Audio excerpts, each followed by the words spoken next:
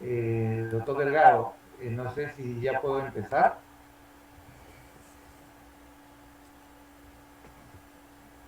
Sí, doctor Tipia, muy buenas tardes, señores alumnos. Sí, doctor, ya puede empezar, por favor. Yo estoy entrando a sala de operaciones ahorita, pero Por estoy dejando favor, a cargo para que sigan delegada o entrando. delegado, me dice si puedo empezar o me escriben en el chat.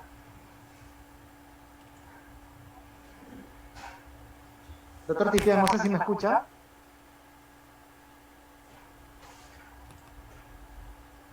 Doctor Tipia,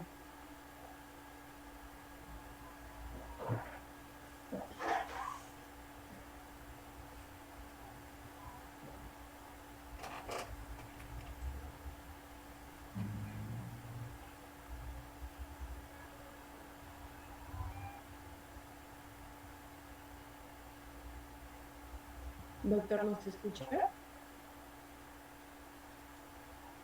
doctor Tipia, buenas.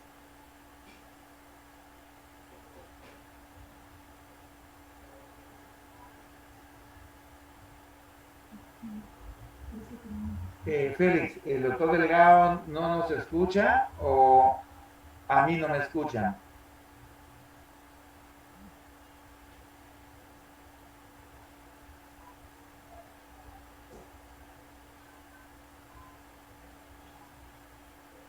Perfecto. Entonces, lo importante es que ustedes sí me están escuchando. Muy buenos días. Empezamos la clase. Cuando revisamos este nombre de luxación congénita de cadera, nos induce el error porque todo el mundo sabe que una luxación es la pérdida de contacto entre dos superficies articulares. Entonces, si a mí me dicen que tengo una luxación congénita de cadera, inmediatamente pienso que no existe contacto entre la cabeza femoral y el acetábulo. Y no es así. Cuando nos referimos a luxación congénita de cadera, no nos estamos refiriendo a esta situación. Este término causa pues, confusión, causa error, induce el error. Pues realmente los niños con Hello. patología no nacen con la cadera luxada. Esta posibilidad teratológica es muy poco frecuente.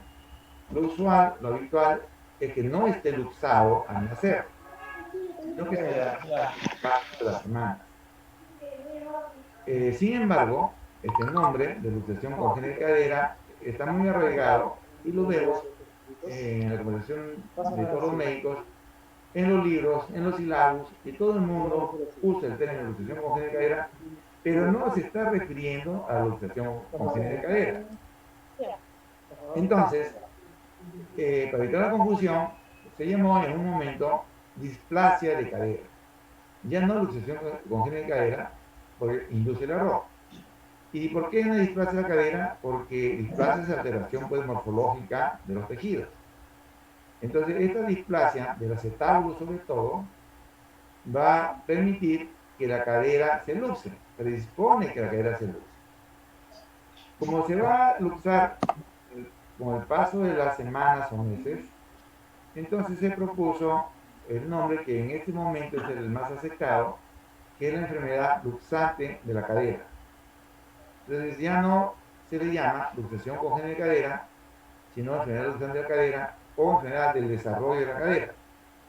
Sin embargo, la fuerza de la costumbre nos sigue haciendo decir luxación congénita de cadera, aunque sepamos que no es una luxación congénita de cadera, sino la enfermedad luxante de la cadera, es decir, una situación tal cual no existe. Normalmente en una cadera normal tenemos un acetábulo cóncavo que va a contener a la cabeza femoral. Esto es lo normal.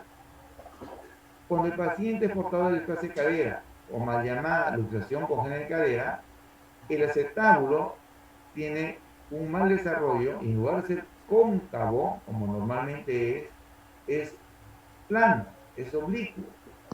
Entonces no contiene la cabeza femoral. La cabeza femoral, por acción de los músculos pélvico-cantéricos, va a ser traccionado y se va a salir.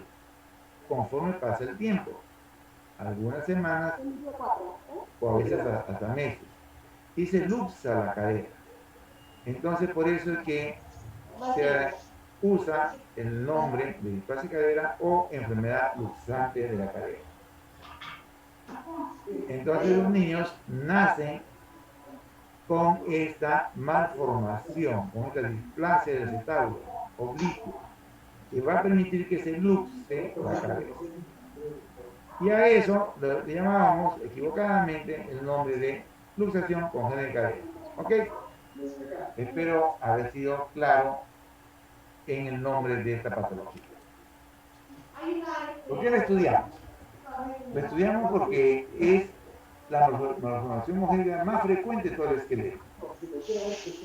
La displasia de cadera se da en 2 recién nacidos por cada 1000. Es el más frecuente de todas las malformaciones congénitas del esqueleto, seguida del pie bobo, que es 1 por 1000. Bien, esta displasia de cadera se da con mayor frecuencia en el sexo femenino que en el masculino. La frecuencia es 6 a 8 veces mayor. En cuanto a la raza, la más afectada es la raza blanca,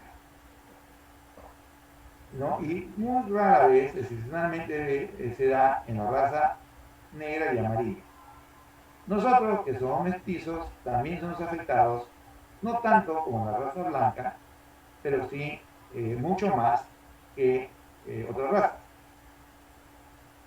La cadera más afectada es la izquierda, 60%, seguido de cadera derecha, y pocas veces, 1 de cada 5, es bilateral. No solo que es más frecuente en la cadera izquierda, sino cuando se presenta en la izquierda es más grave que en la derecha. En cuanto a su etiología, no se sabe por qué. No se sabe por qué se presenta. Es idiopática. No sabemos por qué se da. Pero sí se encuentra relacionado a varios factores, ¿no? Si yo tengo un familiar directo, ¿no?, con la enfermedad luxante de la cadera, tengo 10 veces más riesgo de presentarlo. Si soy mujer, tengo 6 a 8 veces más posibilidades de presentarla que si soy hombre. Igual, si es el primer producto de la mujer, o sea, el primer nacimiento del hijo mayor, tiene mayor posibilidad de hacer esa enfermedad que el segundo o tercer hijo. Entonces, si es el primer hijo, el primer parto, y es mujer, las posibilidades son mayores. También se ha relacionado al nacimiento podálico. No es que por nacer de nalgas se va a luxar la cadera, no, para nada. No es una luxación traumática, distinta a lo que hemos estudiado en traumatología.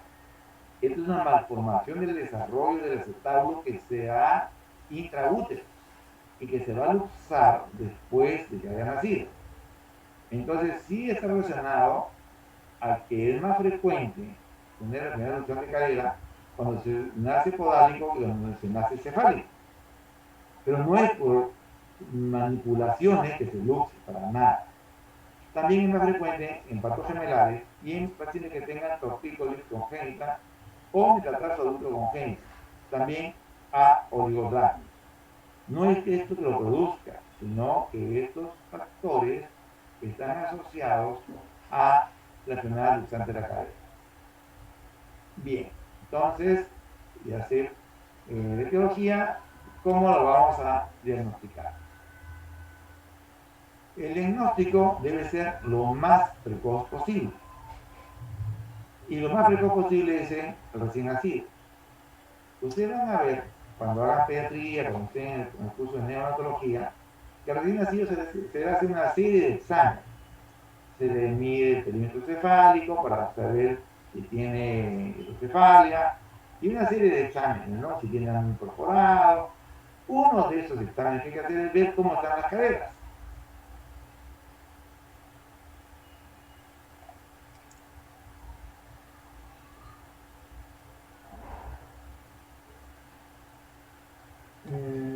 Ya, a ver, me preguntan, Narro me dice, ¿por qué más va a la izquierda? Porque así es, pues, ¿no? Esto estamos dando datos estadísticos, ¿no? No hay una razón, acuérdate que es idiopático. Lo que se ha encontrado es, de cada 100, 60 tienen que usar a la izquierda, ¿no? Y, y 20% a la derecha y 20% los dos, ¿no? Ahora, ¿por qué se usa más a la izquierda? No lo sé, es un dato estadístico. Bien, decíamos el diagnóstico. Como el diagnóstico en el recién nacido apenas nace, tenemos que buscar esta patología. Si no la buscamos, jamás la vamos a encontrar. Y es el mejor momento para hacer el diagnóstico y el tratamiento. Entonces tenemos que buscar. Entonces aquí en esta imagen que vemos que la cabeza no tiene un buen contacto con el acetábulo. Entonces tenemos que hacer una maniobra para darnos cuenta que esta cadera es displásica. Y la maniobra es, estando inicialmente juntas las rodillas, vamos a separarlas. Y al separarlas vamos a percibir un chasquido, un crujido, que a veces se escucha del centraje de la cabeza en el acetábulo. No está luxada, no está displásica, ¿no? Y va a centrarse la cabeza. Ese signo se llama el signo de Ortolani. Ortolani lo describió. ¿Cómo se busca? El recién nacido se le coloca en el cúbito dorsal con las caderas y las rodillas flexas, 90 grados. ¿Ok? El dedo pulgar está en la parte interna del muslo y el dedo medio está en la cara externa a la altura del trocánter mayor. Y teniendo las rodillas juntas, vamos a empezar a separarlo. De tal forma que vamos a percibir el centraje de la cabeza femoral.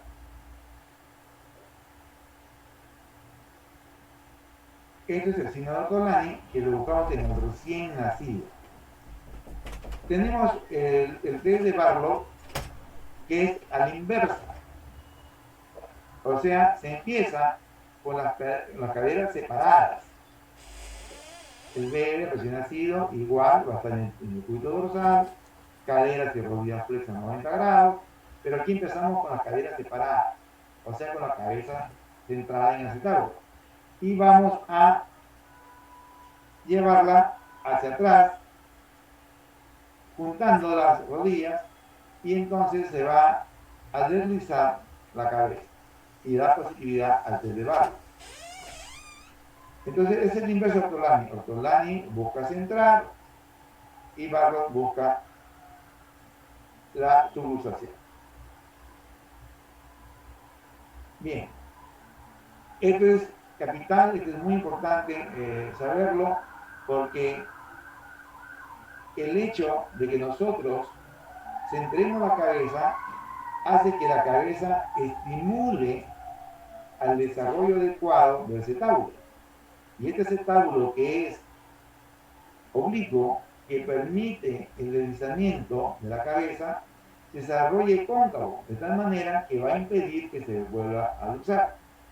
Entonces ahí está todo el tema, de que yo necesito tener las caderas así, en abducción, centradas en el acetábulo, para que la cabeza estimule el adecuado desarrollo del acetábulo y no se vuelva a luxar.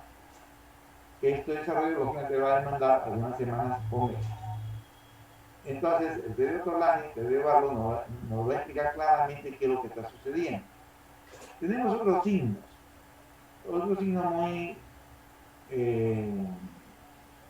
recordado es la asimetría de pliegue. Podemos ver que el pliegue glúteo de un lado no es igual al otro pliegue glúteo. Este es mucho más profundo, más marcado, ¿no?, en el lado derecho. Vemos que en el muslo hay un pliegue en el lado izquierdo y en el derecho no veo ningún pliegue. A esto le decimos asimetría de pliegue. Ese signo de asimetría de pliegue no tiene ninguna importancia. El hecho que tenga asimetría de pliegues no quiere decir que va junto con el clase cadera.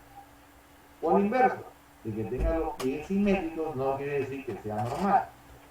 Es totalmente indistinto, pero a muchos les llama la atención e inicialmente creyeron que este era un signo que traducía la displasia cadera, pero se demostró que no, para nada.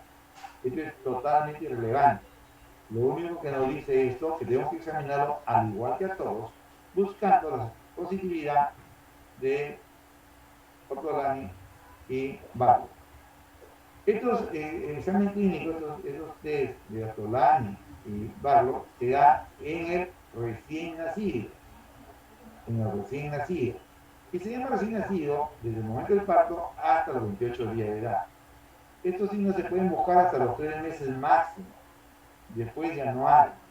O sea, si tengo más de 3 meses, el signo de Barlow y el signo de Ortolani son negativos siempre.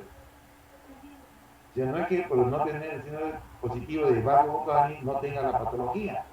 Sí la tiene, lo que tengo que buscar es otro signo. Entonces, cuando voy a ver a un bebé, ya no recién nacido, sino entre los 3 y 6 meses, ya no puedo buscar el signo de Ortolani y Barlow. Lo que tengo que buscar es el signo de la limitación de la reducción. No debemos abducir normalmente hasta 60, normalmente por lo menos 60 grados. Entonces, si yo reduzco una cadera más de 60 grados es normal, pero si la reduzco esta cadera y llega a 40 grados, entonces está limitada. Este signo me dice que puedo estar frente a una displasia cadera. Y como tiene 13 meses, de repente ya está luxada. Pueden nacer con displasia y si lo trato, evito que se luxe.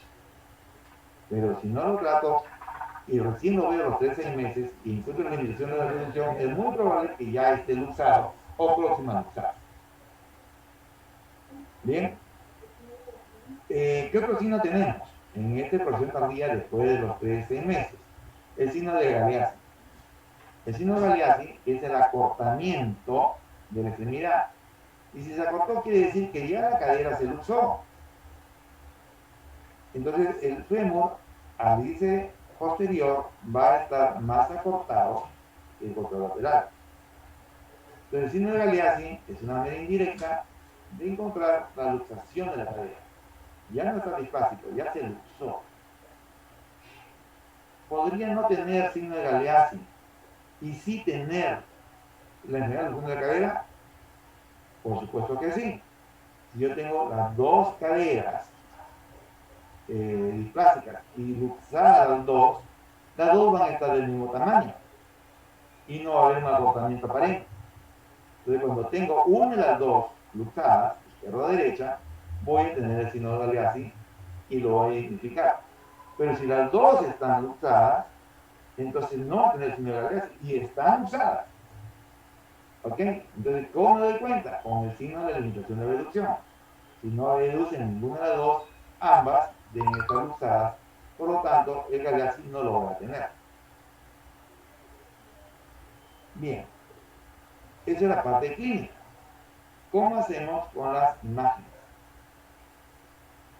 El gol estándar en recién nacidos hasta menores de 6 años es la ecografía. El gran problema es si tendremos ecografía en todos los sitios o solo en los hospitales. Y más aún, la ecografía es operador dependiente, o sea, depende del ecografista que tenga. Y no todos los ecografistas pueden darme la información adecuada de una cadera de un recién nacido. ¿No? Pero la ecografía, en buenas manos, sí nos da un diagnóstico tan bueno como el clínico. O sea, no es que sea superior al diagnóstico clínico, pero también el diagnóstico clínico tiene que estar entrenado, el pediatra, en reconocer esta patología.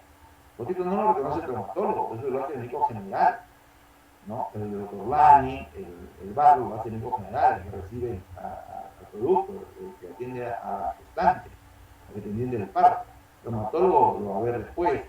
¿En quiénes? Aquellos que el médico general va a decir, el neonatólogo va a decir, me parece que esto tiene un Ortolani positivo, un Barlow positivo, o tiene un Ortolani positivo y lo mando a hacer ecografía para que me lo demuestre, ¿no? Que no es que me parece, sino que aquí tengo la evidencia de la imagen topográfica.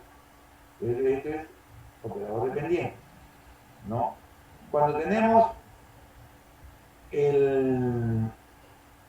la edad más adecuada para tomar una buena radiografía y analizarla es entre los mayores de 3 meses.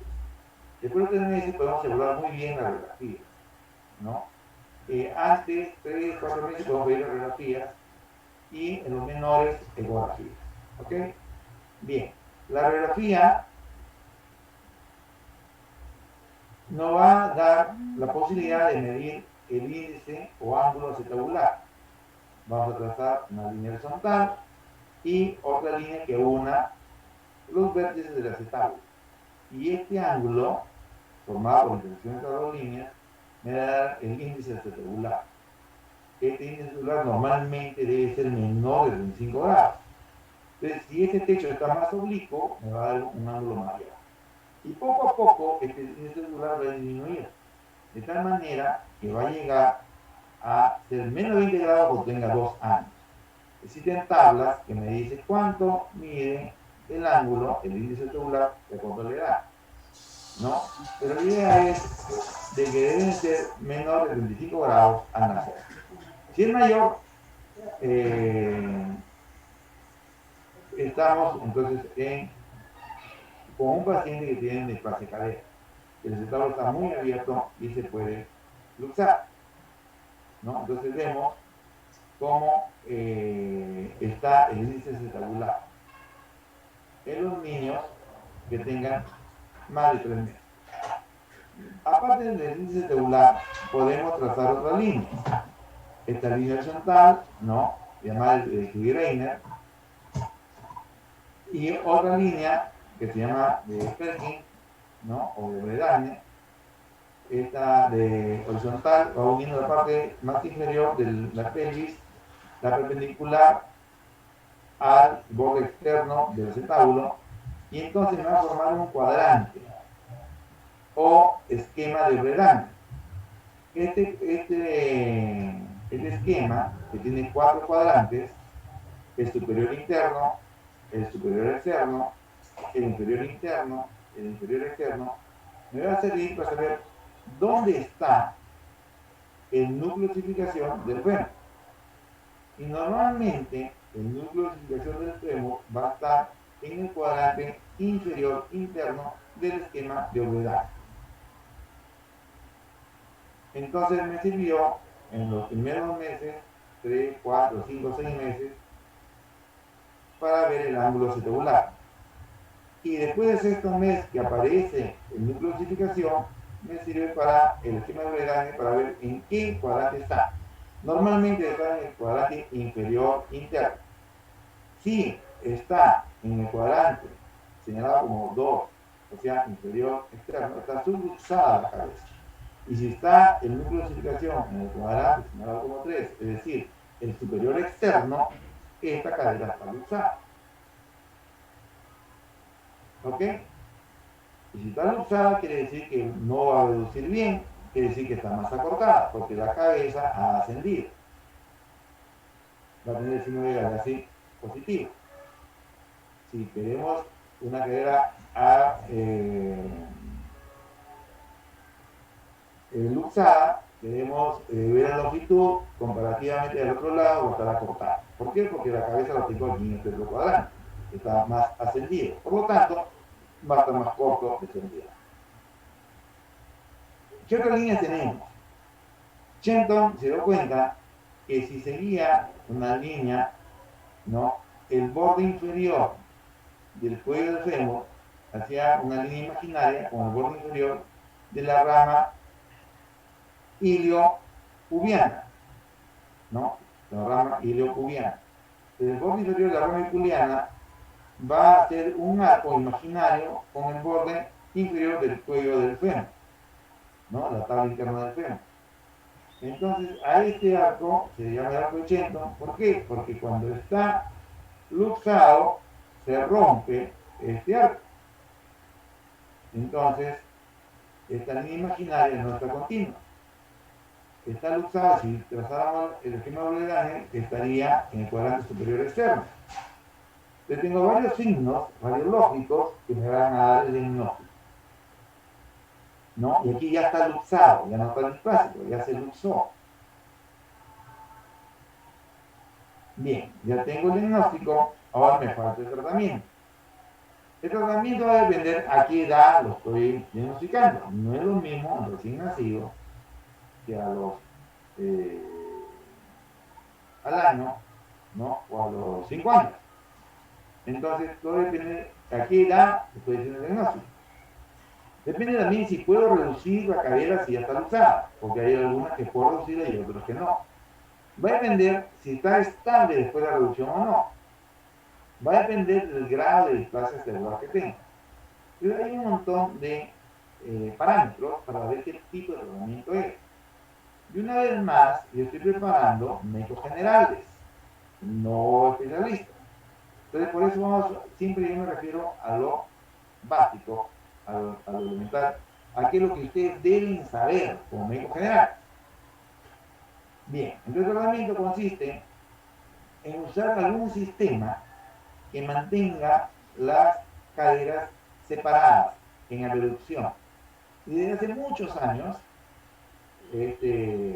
Public inventó ese aparato, es un arnés que tiene unas correas que mantiene siempre abducidas las caderas y permite cierto rango de movimiento. ¿Y para qué reducimos las caderas? Ya lo vimos en el examen clínico cuando buscamos el signo de Ortolani. Acá, cuando hacemos el signo de Ortolani, al separar la cadera, la cabeza queda centrada en el acetábulo.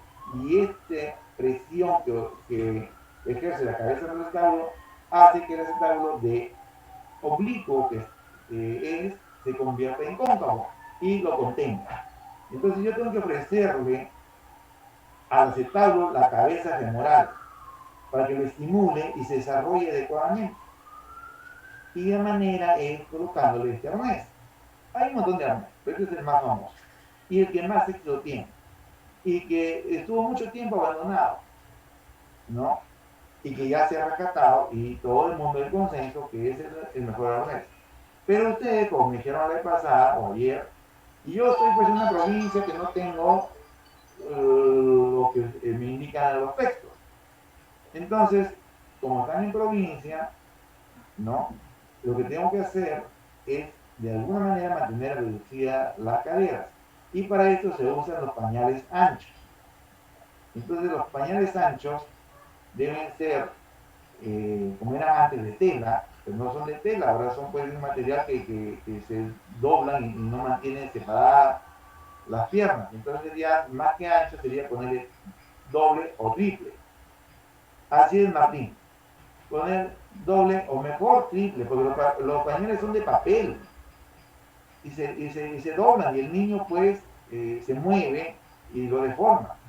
¿Sí? Hay que mantenerlo con los pañales, más que doble yo diría triple. Doble era en mi época, yo a mis hijas usaba pañales de tela, ¿no? Pero hoy en día ninguna mamá le pone pañales de tela, y ellos son muy prácticas porque están estudiando medicina, le ponen pañales descartables y se acabó el problema, ¿no? Antes había que lavarlos, servirlos, que el pañal de tela, tenía uno de gas, tenía la teta y una serie de cosas, y que hoy día no existen. Entonces, sí, hay que ponerle a aquel paciente que yo me parece que tiene un clonio positivo, ¿no? Me parece que tiene un barco positivo, o no que me parece, sino yo estoy seguro, yo siento, percibo que al reducir hay un clic de centraje en la cabeza. Entonces yo tengo que mantenerlo reducido para que la cabeza esté centrada y le pongo triple pañal. ¿Ok? Más que doble, triple pañal. Y lo tengo triple pañal, ¿cuántas horas? No, todo el día, las 24 horas, todos los días, 7 por 24. Si lo tienes reducido a 3 meses, con absoluta seguridad, el desarrollo es totalmente normal, sin ninguna secuela. Si bien es cierto que el arnés es lo que debe usarse, pero también con pañales anchos lo podemos hacer.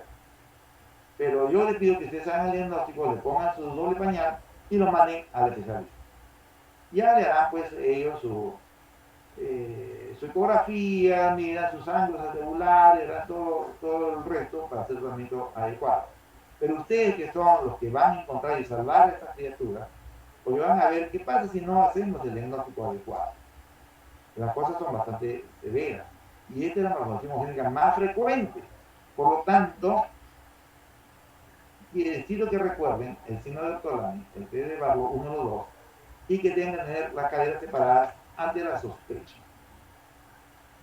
Y después ya no lo deriva. ¿Ok? Entonces, si tengo del nacimiento, ¿cuántos grados de reducción? Ya, regresamos. Recuerda que decíamos que tenía que tener, ¿dónde está la reducción? Aquí está. Nosotros debemos de reducir más o menos 40 es poco, 80 es máximo, 60 grados es lo adecuado. Allí, en 60 grados. No mucho, porque 80 es demasiado, ¿no? Y podemos producir presión contra el acetábulo y producir necrosis vascular.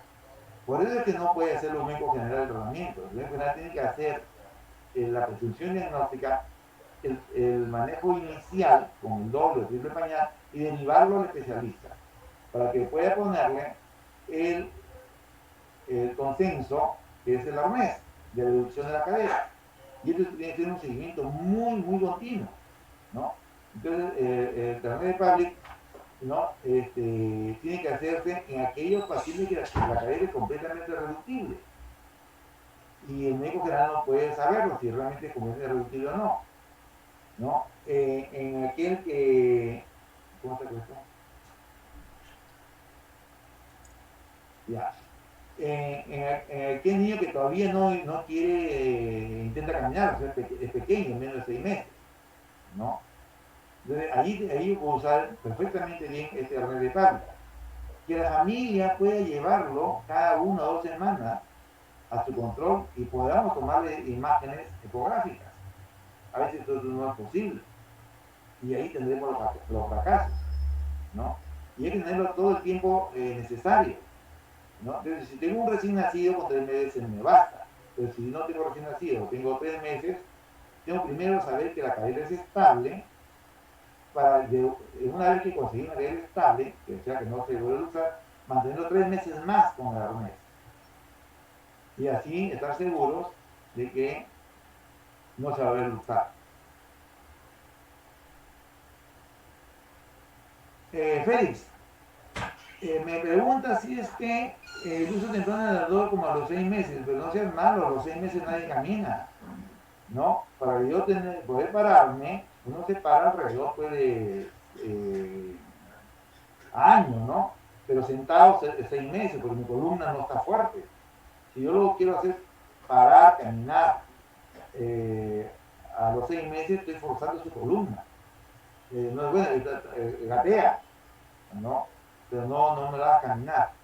Lo que yo necesito es que mantenga las caderas separadas, ¿no? Eso es lo que el andador, yo creo que más que andador estoy entendiendo aquel aparato en que el niño se sienta y no llega a pararse, sino está sentado y con los pies que medio que toca el suelo, pero no está parado, ¿verdad?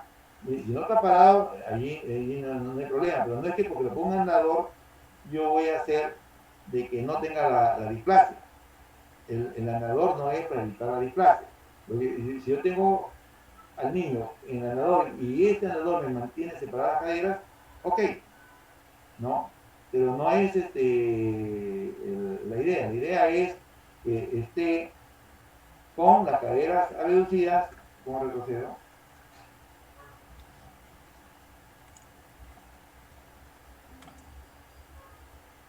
aquí, con las caderas reducidas. Este es el tratamiento. El arnés que me mantenga las caderas separadas, no es ningún andador. ¿No? El tratamiento es el arnés. Antes hacíamos aparatos de yeso, tempranos a veces también, pero el consenso mundial hoy en día es el arnés. Inicialmente podemos poner pañales dobles anchos, correcto, hasta que tengamos el diagnóstico en firme y pasarlo a un arnés. Bien, no menos de 3 meses, no menos de 3 meses, el arnés.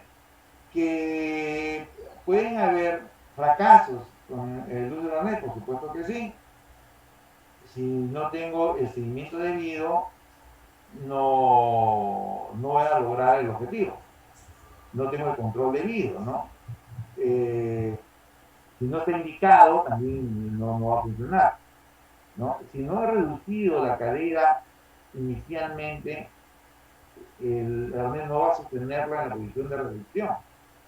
Por lo tanto, no va a funcionar. Por eso es importante que el médico especialista sepa que realmente es una cadera que se reduce y se mantiene para poder colocar el arnés.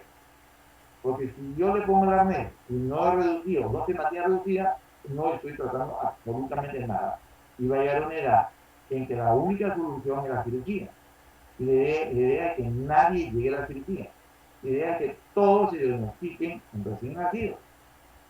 Si yo diagnostico un recién nacido, no tiene por qué llegar a la cirugía de ninguna manera.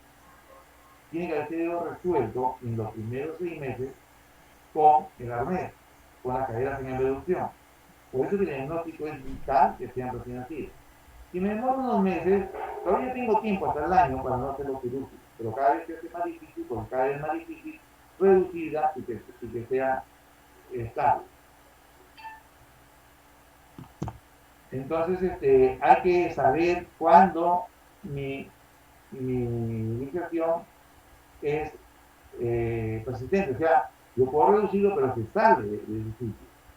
Entonces, allí no me basta tener un arnés, ¿no? También decíamos que si no colocamos adecuadamente el arnés, me puede producir necrosis vascular porque hay una hiperpresión de la cabeza contra los acetábulos. También puede haber compresión del nervio femoral, ¿no? Por hiperflexión, porque buscándole esos 60 grados, podemos llevarlo a más, a 90 grados, y me da una hiperflexión y comprimo el nervio femoral. Entonces, el arnés de Fabry es muy bueno, pero en las manos que deben usarlo. Y definitivamente no es el único general. Si yo lo tengo después de los 6 meses a un año, entonces allí sí hay que buscar que sea una reducción, generalmente reducción cerrada, pero tiene que ser bajo anestesia. Entonces, de dormirse la criatura, hacer una reducción, verificar radiográficamente que está en su sitio y colocarle su aparato de yeso, ¿no? ¿Y en quiénes voy a hacer esta reducción incruenta y su aparato de yeso? Aquellos que fracasamos con el uso del arnés, pues no puedo esperar mucho tiempo. 1, 2, 3 semanas máximo. Si yo veo que no me es estable, no me es congruente mi reducción, debo pasar del arnés de Fabry a la espica de yeso, al terlipedio en todo caso, ¿no? Entonces, mantengo en esta posición, ¿no? Que antes le llamamos de rana, pero ahora le decimos humana, porque la rana es un poquito más reducido y puede producir hiperflexión y compresión del nervio femoral. Entonces, en esta posición, la cabeza va a estar adecuadamente reducida y estimulando al acetábulo para que se haga compra. Bien, ¿y cómo sé yo de que está adecuadamente reducida? ¿No? Entonces la radiografía, hemos dicho, tiene cartílago, no está seguro. Entonces la reducción se hace, hemos dicho, en las operaciones, con anestesia general, tiene que haber un aparato especial que se mete el distaco para poder poner el yeso tomando la pelvis, tiene que estar suspendido, solamente apoyado aquí en la parte proximal de la columna, cervical, dorsal alta, en el sacro y los talones. Todo el resto está suspendido en el aire para poder colocar el pelvis. Entonces necesitamos de estas operaciones para que puedan anunciar el pelvistato y una radiografía para que me pinte y me demuestre que esté dentro del acetábulo, ¿no? Adecuadamente. Desgraciadamente es un sistema invasivo que hay que ser lo menos invasivo posible, y una tomografía sería lo ideal, ¿no? Porque la radiografía, insisto, no me va a dar absoluta seguridad porque es cartílago y no lo veo en la radiografía.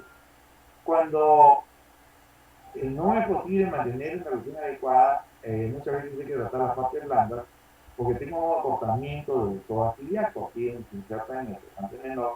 Entonces tengo que hacer una tenotomía, cortar el tendón psoas para que relaje y pueda reducir, no traccione y subluxe la cabeza. Entonces, miren qué es lo que hay que hacer cuando ya tenemos 6 meses o un año. Y ya estamos haciendo una tenotomía, estamos cortándole el tendón, estamos haciendo una cirugía para poder reducirlo, ¿no? Y si a veces, a pesar de hacer la tenotomía, no podemos reducir, tenemos que hacer una reducción abierta, abrir la cápsula para poder reducirlo. Todo esto ocurre si hago diagnóstico tardío, de 6 meses o un año. Y luego después del año es peor, la cirugía va a ser más grande y los resultados van a ser cada vez peores. Entonces todo está en que lo diagnostiquen a recién nacido, eso está en sus manos. ¿No? Por eso hay una clase tan específica en este tema, ¿no? Entonces, ¿cuántas bebés se van a salvar si ustedes recuerdan que cuando nacen debo buscar que tiene autolame positivo? Ante la duda, le pongo pañales, doble pañal, pañal ancho y lo mando al traumatólogo,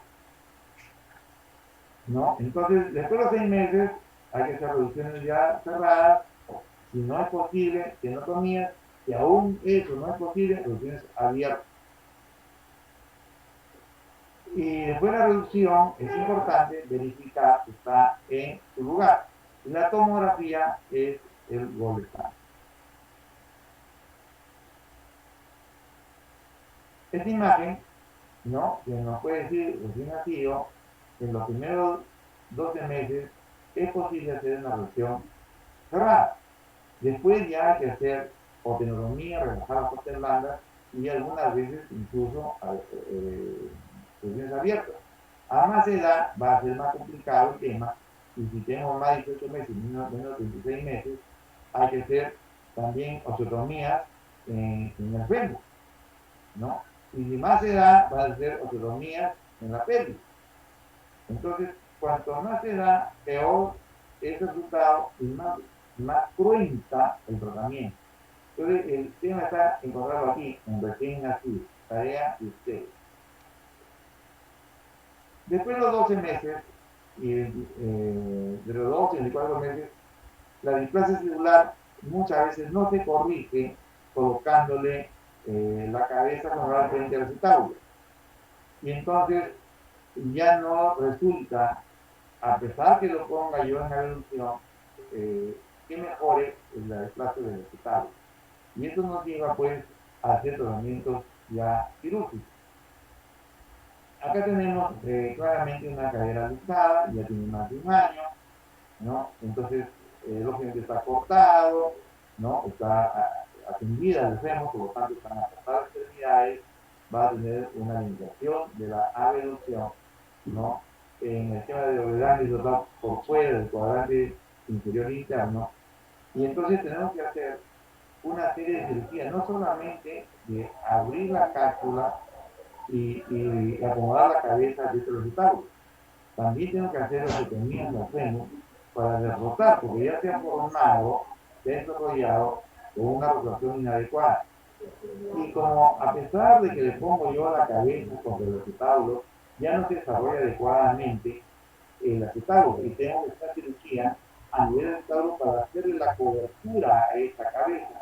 Ya eso se llama techoplastia o acetabuloplastia, ¿no? Que a veces es necesario poner injertos, ¿no? Y algunas técnicas quirúrgicas que no vienen en estos casos, ¿no? Pero que complican cada vez más el tema, ¿no? Entonces, los son mayores de un año, la cirugía, aparte de la opción abierta que se hace, hay que hacer osteotomías en el seno y muchas veces también cirugías en el acetábulo. Hoy día son cirugías bastante grandes, una incisión pequeña que se puede hacer para hacer la tenotomía del psoas, la liberación del ligamento transverso, la limpieza del pulvinar. El pulvinar es una grasa está dentro del acetábulo.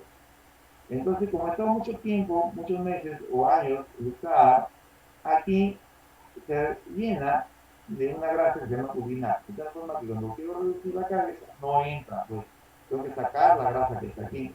Entonces, eso se llama la limpieza del purina. Y luego, con otra incisión en lateral, vamos a hacer las osteotomías en el fémur para poder reducir adecuadamente esta cabeza femoral.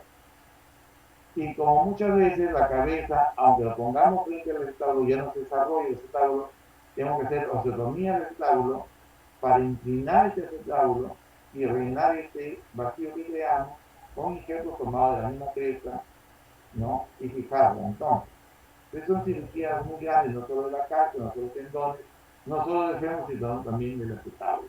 Y hay distintas técnicas para mejorar la cobertura de la cabeza femoral, ¿no? A eso no queremos llegar, son cirugías muy cruentas, no tienen resultados muy buenos, y pasar esta edad, ¿no? El niño ya más grandecito, ya no le hacen ninguna cirugía, los resultados son muy malos, y es mejor dejar que lleguen adultos, y cuando el adulto tenga la artrosis, como en este caso, ahí recién intervenir.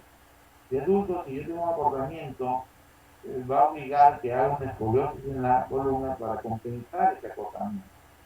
Entonces, no debe llegar nadie a llegar a esta situación, sino obligar, como son jóvenes, un adulto de 25 años, tiene una artrosis muy severa, y a un joven no puedo poner una prótesis, sino obligar a hacerle una protesis, a fijarle la articulación. Y esa articulación fija, pues, no hay movimiento, ¿no? Claro que podríamos después con el tiempo ponerle prótesis, ¿no? Porque ya tiene una edad mayor, tiene 40, 50 años, puedo pasarle una prótesis. Pero son bastante limitantes vivir con una prótesis, y con una prótesis tampoco nos va a durar toda la vida. Hay que cambiarla, como he dicho, tipo de vida, poner una prótesis 10 años, y no puedo poner muchas prótesis, entonces estoy limitando mucho a este paciente, ¿no? Y todo empezó en que debíamos hacer el diagnóstico en la etapa de recién nacido. Esto es la imagen que yo quiero que mantengan en la cabeza. Que cuando tenemos al recién nacido en el cúbito dorsal, con las caderas flexionadas 90 grados y la rodilla flexionada 90 grados, y las separamos, vamos a sentir el ingreso de la cabeza, el centraje de la cabeza en el acetábulo, y la posibilidad de signo programa. Entonces, mantener a velocidad las caderas es lo importante, hasta que el de la especialidad pueda hacer el tratamiento definitivo. Bien. ¿Dónde fue? ¿Alguna pregunta, por favor?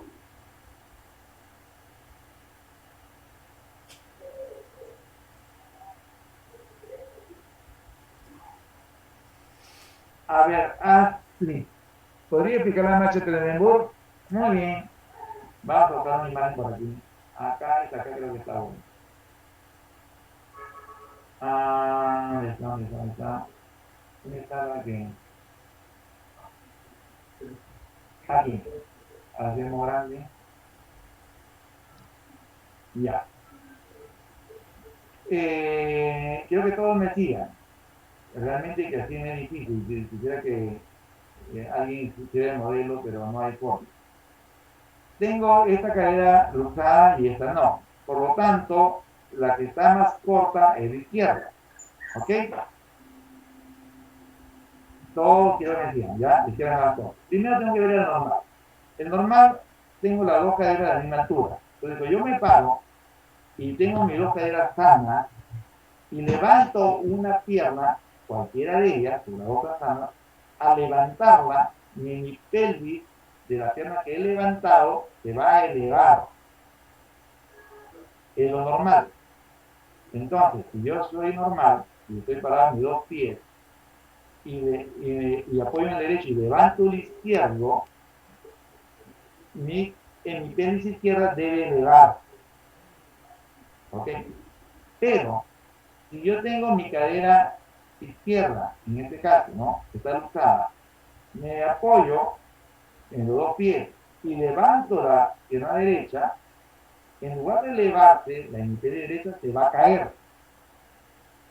Ese es el signo de Trendelenburg positivo.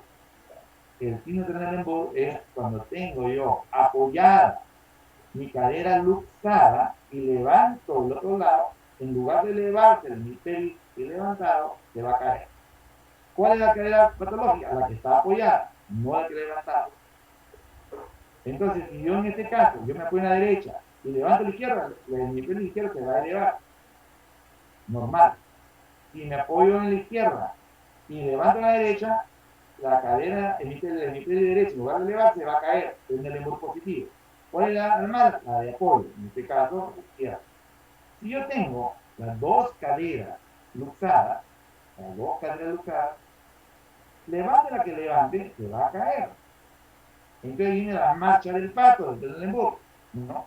Que levanto la izquierda, se cae la izquierda, se cae la derecha, levanto la derecha, se cae la izquierda y camina como un pato, porque las dos caderas están luxadas. Astrid, ¿me expliqué? Primero, Astrid, quiero saber si me expliqué con el tema del tren del embol.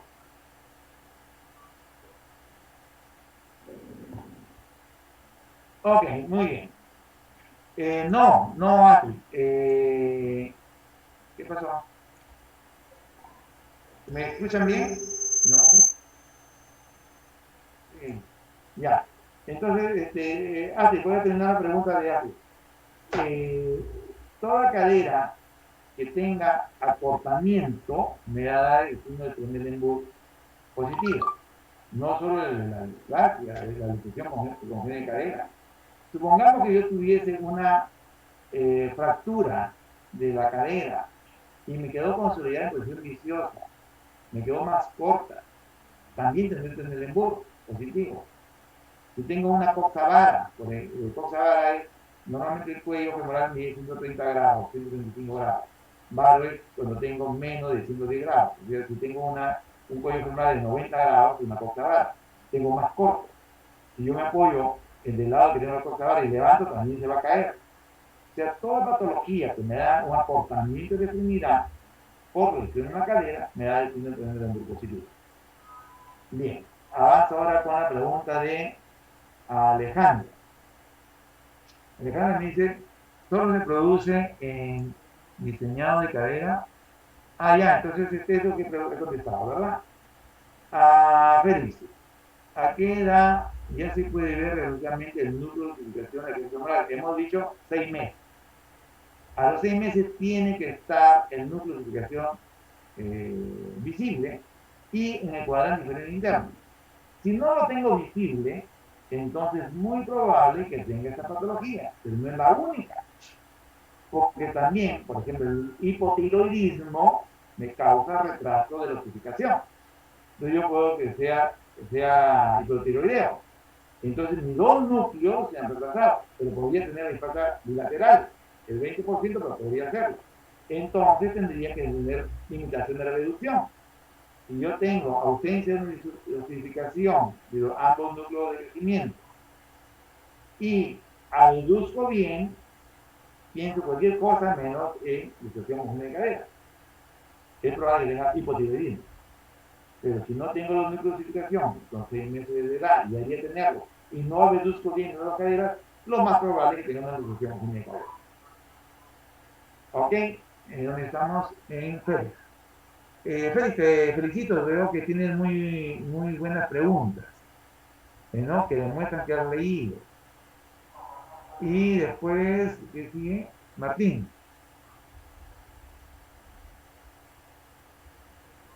A ver, en el caso de prevención va siempre a evitar la luxación, comentando que la cabeza del fémur vaya horadando a fin de formar el lóbulo. No, Martín, me expliqué mal. La cabeza no debe horadar nada, para nada, no.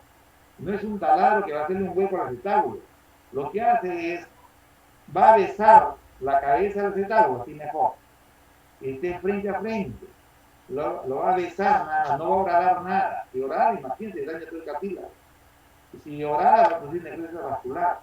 Lo que yo quiero es que la cabeza que está lejos del acetábulo se aproxime, bese el acetábulo. Y ese beso la va a hacer que se estimule y en lugar de crecer oblicuo, crezca cóncavo y contenga la cabeza. ¿Ya? No es que la cabeza va a hacerle presión al acetábulo y va a hacerle un hueco para que ahí entre, no. Lo que está haciendo es que la cabeza de la frente al acetábulo, en recién nacido, este acetábulo, en lugar de ser oblicuo, se va a desarrollar cóncavo. El estímulo, la presencia de la cabeza, ¿no? El roce, el beso, por eso decir, he cambiado la palabra a besarla, ¿no? Que va a estimular a que se haga cóncavo, que desarrolle cóncavo. No es que la cabeza como un taladro va a hacer un hueco, no. Va a hacer que la cabeza frente al acetábulo, que este acetábulo se haga cóncavo, se desarrolle de manera cóncavo y no oblicua. Y así lo contenga la cabeza. Gracias, Martín, por la pregunta que ha permitido explicar. A ver, Félix, también vi que usaban el cartón de fresca en niños mayores de 6 meses, pero que en este causaba necrosis vascular en la cabeza del frente. ¿Por qué se produce esta complicación? Por lo que acabo de decir, si la cabeza presiona contra el acetábulo, se muere, produce necrosis avascular. Avascular es sin sangre. Si yo tengo una presión, me va a producir la ausencia de irrigación en la cabeza. Si tú estás postrado en la cama, hace presión del talón contra la cama o del saco de la cama, produce una necrosis de la piel, del subcutáneo, produce una escara. Exactamente igual, la hiperpresión de la cabeza contra el acetábulo, y no solamente con la fibra de fresca, puede ser también de Pablo, también puede ser una parte de yeso, ¿no? Entonces, por eso es que uno tiene que conocerlo bastante bien, y no todos los traumatólogos lo hacen, definitivamente. Que lo hacen los traumatólogos que se dedican a niños, ¿no? Lo del hospital de niños, lo del lugar de clínica San Juan de Dios, ¿no? Los que hacen ortopedia infantil. Son los que hacen eso. De hecho, no, yo soy cirujano de cadera de adultos, yo pongo prótesis, y yo no hago nada de esto, yo lo mando a la doctora Díaz del Hospital del Niño, para que se formó con nosotros en el Hospital 2 de Mayo, pero ella toda su vida la ha desarrollado en el Hospital del Niño, y si yo tengo algo que solucionar, por supuesto que lo derivo al que conoce este tema. Ok, bien, ¿qué hora tenemos? 1:08. ¿Alguna pregunta más para terminar la clase de hoy?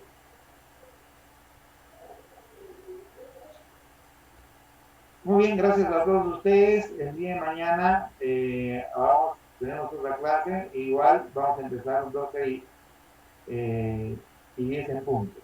Muchas gracias a todos ustedes. Hasta mañana. Muchas gracias.